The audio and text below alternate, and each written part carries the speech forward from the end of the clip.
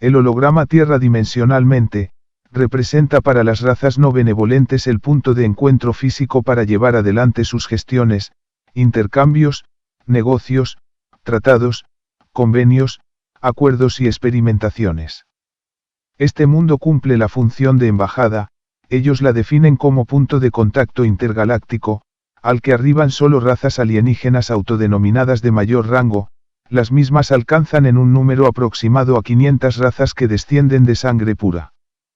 Por decreto se admiten entre ellas, por sus altos grados de compatibilidad genética, afinidad racional y procedencia genealógica. Básicamente estas razas están compuestas por distintas variedades de dracos, reptoides, insectoides y felinos. Son las que toman las decisiones generales para con el resto de sus pares alienígenos, consideradas razas de menor rango ancestral. Las mismas son tratadas como sociedades secundarias, diferenciadas y discriminadas por su falta de compatibilidad genética y precariedad en sus costumbres, hábitos y tendencias. En rasgos generales las 500 razas son las que tienen presencia en este universo 1.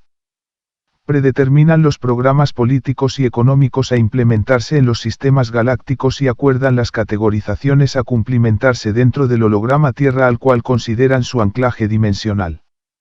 Dentro de estas 500 razas jerárquicas, un grupo constituido por 112 razas reptoides son las que más dominio ejercen, al contar entre ellas con la presencia de 11 castas jerárquicas precursoras que en su unión con los ex-pleyadianos, intermediarios, dieron origen ancestral a su nueva raza y futura descendencia hibridación humana 4D, destinadas a ser los herederos directos del holograma Tierra.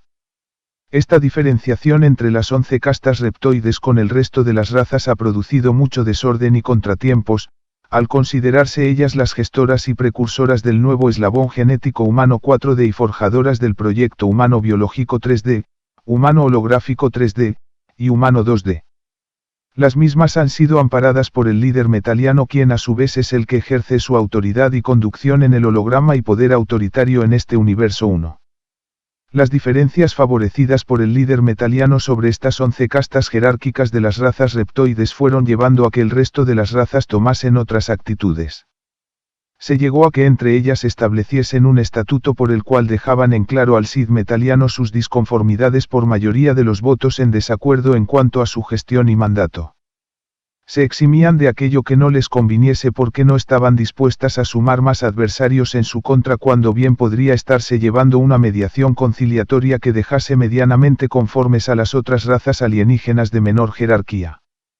Esto produjo varias divisiones y estados de alerta entre las razas porque los llevó a tener que elegir de qué lado quedarse y qué tipo de actitud deberían asumir para no quedar en desventajas ante su líder y ante las 11 razas reptoides que tenían el acompañamiento tecnocientífico de los ex-pleyadianos. El líder metaliano, supo llevar los desacuerdos entre ellas con pequeños gestos que bajaron la presión al encomendarles funciones específicas tras la creación de una constitución parlamentaria que dio origen a la confederación en la que posicionó a las 388 razas, que le habían presentado sus reclamos ante la diferencia establecida entre ellos y las 11 castas reptoides. El armado de la confederación equipararía convenientemente a las 388 razas restantes en lugares y rangos privilegiados ante las 11 castas de las razas reptoides predilectas del Sith, es decir que éstas serían las que aprobarían o desaprobarían los proyectos y funciones que desempeñarían las 11 castas reptoides, quienes pasarían bajo la evaluación y supervisión de la confederación. No obstante, dentro de la mayoría estarían aquellas razas que decidieron seguir de cerca la comunicación de las 11 castas predilectas con el líder metaliano, porque estaban seguros que entre ellos se mantendría una comunicación directa y paralela que excluiría por completo a las 388. No se equivocaron al pensarlo. La Confederación se preocupó en rendirle a su líder todos los asuntos y pormenores de lo que acontecía dentro y fuera del universo 1. Ganándose poco a poco reconocimientos de confianza, lo cual inquietó al grupo de los 11. Nace aquí un nuevo paradigma entre ellos al verificar que su líder se era fiel a sí mismo y que solo le interesaba aquello que le afianzase su poder y dominio en sus territorios. Esto ocasionó una fuerte movida entre las mismas razas, Varias de ellas se agruparon y estudiaron la posibilidad de crear una red de comunicación e interacción participativa en conjunto que las mantuviese al tanto de todo lo que trascendiese dentro y fuera de la Confederación, haciéndole llegar los informes pertinentes a su líder, quedara a expensas de su decisión y resolución para ponerla en práctica o en ejecución. Su objetivo era ganarse la confianza del líder demostrándoles lealtad, cuidado y protección tanto en su gestión como en su habitáculo, la ciudad cibernética.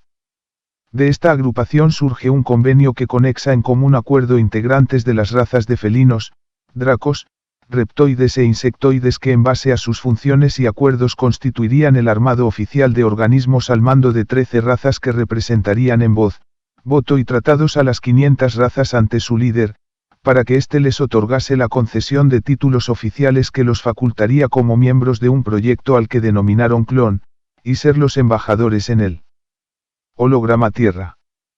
Paralelo a este proyecto, la Confederación seguiría con su plan de gobierno, ya que no era conveniente su disolución porque servía como puente de mediación con las razas alienígenas de menor rango que constantemente hacían llegar sus reclamos y reproches por las diferencias hacia ellas. Conflicto que convenía manejarlo.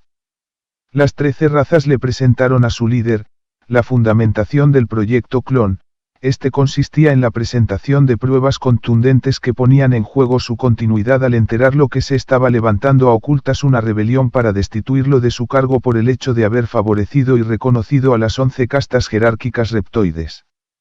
Esta situación había sido considerada como un ataque al honor y prestigio social de las 388 razas.